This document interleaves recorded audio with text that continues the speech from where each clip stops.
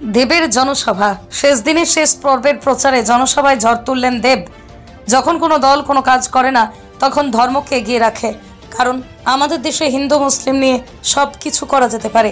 কিন্তু আমি আপনাদের একটা কথা বলছি, আপনারা যাকে খুশি ভোট দিতে পারেন, কিন্তু যদি ধর্মের হাতটাকে শক্ত করেন তাহলে পাড়ায় পাড়ায় মন্দির হবে, মসজিদ হবে, কিন্তু কোনো স্কুল হবে না, কোনো উন্নয়ন হবে না।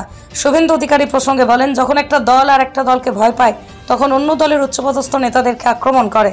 বসিরহাট লোকসভা তৃণমূলের প্রার্থী হাজী নুরুল ইসলামের সমর্থনে জনসভা করলেন দেব। বসিরহাটের প্রান্তিক মাঠে জনসভাটি অনুষ্ঠিত হয়। তন্ময় সামনে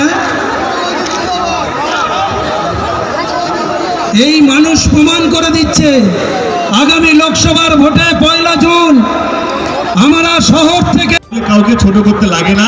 নিজের দলের কাজ বলো, দেখবে মানুষ এমনি ভোট দেবে। এবং 10 বছরের অভিজ্ঞতা বলছি আমি।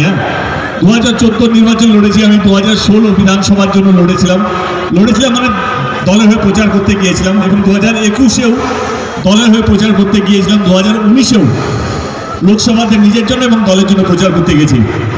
এটা নিয়ে আমার 5টা নির্বাচন দলের হয়ে প্রচার করছি আমি। আজ অবধি কোনোদিনও নিজের মঞ্চ থেকে কাউকে বিরোধী দলকে আক্রমণ করিনি।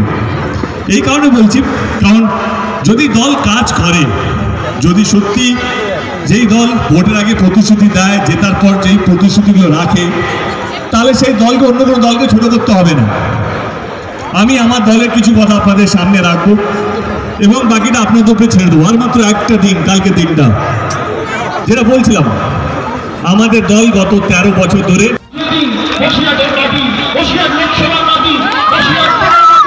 আগামী দিনের সাংসদ, আমাদের সাংসদ হাজী নুরুল ইসলাম।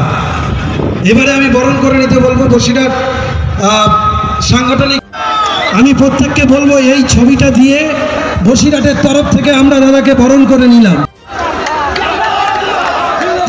তন্ময় সামনে এই মানুষ প্রমাণ করে দিচ্ছে আগামী লোকসভার ভোটে 1 জুন আমরা শহর থেকে। জিন্দাবাদ, জয় বাংলা, বন্দে মাতরম। ধন্যবাদ সকলকে। হ্যালো, বসে যান দয়া করে আমাদের। আমি সবাইকে এই জায়গাটা একটু ছেড়ে দেবেন। সেখানে আপনাদের জেলা নেতৃত্বের নামে একাধিকভাবে মাতরম মিত্রের নামে একাধিকভাবে অবজেকশন করে গিয়েছে এবং আপনার নামেও বলেছে। কি বলবেন? এগুলো রাজনীতির ভাষা।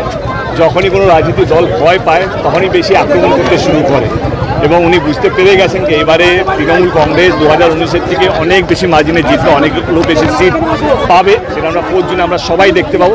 সেজন্য উনি ভয় পেয়ে এসব কথা বলছেন।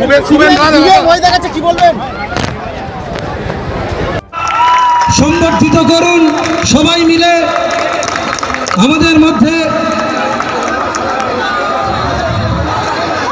আমরা একটা পিকচার দিয়ে আমাদের সমস্ত কাউন্সিলর, আমাদের ভাস্কর, যে মানুষটা সব সময় সহযোগিতার হাত বাড়িয়েছে, যে মানুষটা সব সময় মানুষের পাশে ছিল, যে মানুষটাকে নিয়ে শুধু বসিরহাটের বিজেপি। আগামী দিনের সাংসদ, আমাদের সাংসদ হাজী নুরুল ইসলাম। এবারে আমি বরণ করে নিতে বলবো বসিরহাট সাংগঠনিক।